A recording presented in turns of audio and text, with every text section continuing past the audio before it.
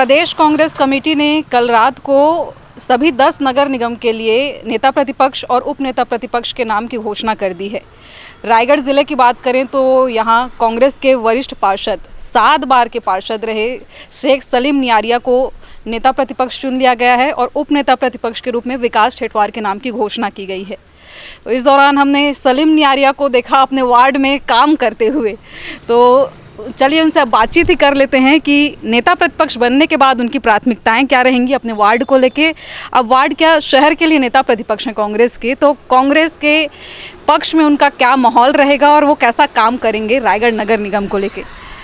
स्वागत है आपका हर्ष न्यूज़ में। जी, आपके चैनल के माध्यम से पहले तो मैं ईश्वर को धन्यवाद दूंगा और पीसीसी से जो लिस्ट जारी हुई है, मेरे जितने भी प्रदेश के वरिष्ठ कांग्रेसी हैं और जितने भी संगठन के वरिष्ठ लोग हैं उन सभी को धन्यवाद दूंगा कि उन्होंने मुझे इस काबिल समझा और इस पद के लिए मुझे चुना।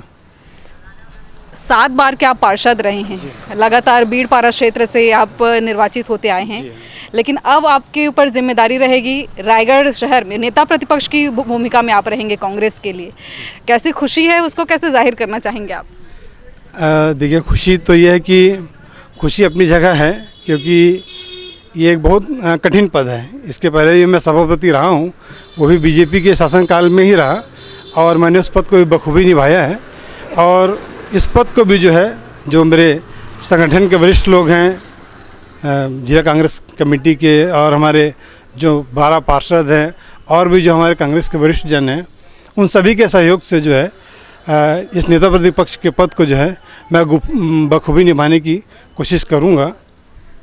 आपने बताया 12 पार्षद, संख्या बल के हिसाब से देखें तो आप लोग सिर्फ 12 पार्षद हैं। आपके कंपेयर में देखें तो बीजेपी के पास एक बड़ा संख्या बल है। तो अब कांग्रेस के 12 पार्षदों के आप मुखिया हैं, नेता प्रतिपक्ष हैं, तो पूरे शहर को लेके अब सामने बीजेपी इतनी बड़ी लीड के साथ आप लोग के साथ है, आपके खिलाफ है, तो पूरे कांग्रेस को लेके साथ लेके चलना और उनको वहाँ पे टक्कर देना, क्योंकि निगम से सारे जो काम है, विकास के काम हैं, उनको लेकर कांग्रेस के पक्ष से आपका रवैया कैसे रहेगा? देखिए, संख्या बल पे आप मत जाइए क्योंकि कांग्रेस के पास जो है वरिष्ठ पार्षद हैं, मेरे मित्र हैं सहपाठी, जैन ठेठवार जी हैं, विकास ठेठवार है और राजू टुप्पू, वो भी 4 बार के पार्षद हैं और लक्ष्मी साहू जी हैं। तो हम लोग संख्या बल को आप मत देखिए, हम कितनी मजबूती से जनता के हित के लिए और शहर के विकास के लिए हम लड़ाई लड़ेंगे, ये बहुत महत्वपूर्ण रहेगा। आपने जैसे 12 पार्षदों में बताया कि सक्रिय हैं, एक्टिव हैं, काम करेंगे, लेकिन गुटबाजी की बात करें तो कांग्रेस की गुटबाजी समय समय पर उभरती दिखी है। पिछले कार्यकाल की बात करें तो वहाँ भी और अभी सभापति के चुनाव के दौरान भी जो क्रॉस वोटिंग हुए, तो कांग्रेस में अंतरकला कभी न कभी दिखता है। इसको मैनेज करके भाजपा को टक्कर देना, ये स्थिति कैसे रहेगी आपके सामने? देखिए, ये केवल कांग्रेस की ये बात नहीं है। आप लोग पिछले चुनाव देखेंगे तो उसमें बीजेपी से भी 4 वोट जो है क्रॉस हुए थे और सभापति को 26 की जगह 30 वोट मिले थे। तो ये दोनों पार्टियों में चलता रहता है और इसको हम लोग भी नज़रअंदाज करते हैं और आने वाले समय में हम सारे पार्षद एकजुट हैं और एकजुट रहकर जो है बीजेपी से जो है हम लोग लड़ाई भी लड़ेंगे जनता के हित के लिए और इस शहर के विकास के लिए। कुछ प्रमुख पॉइंट्स जो नेता प्रतिपक्ष के रूप में आपके नगर निगम में रहेगी प्राथमिकता कांग्रेस की तरफ से, जो नगर निगम में महापौर भाजपा के हैं उनके तरफ से या पूरी भाजपा की टीम के लिए क्या रहेगा? देखिए, जो सबसे पहले तो मुझे आपको बताया कि इन्होंने जो इस शहर की पूरे प्रदेश की जनता के लिए इन्होंने जो है 20 वादे किए थे, उन 20 वादों को सबसे पहले हम पूरा करवाएंगे क्योंकि वो जनता के हित में है और वो अगर 20 वादे पूरे होते हैं तो इस शहर की जनता को उसका बहुत लाभ मिलेगा। इसके अलावा अभी आपने देखा होगा कि हमारे पास बार बार ये फ़ोन आते हैं कि महातारी बंधन का फार्म कब भराया जाएगा।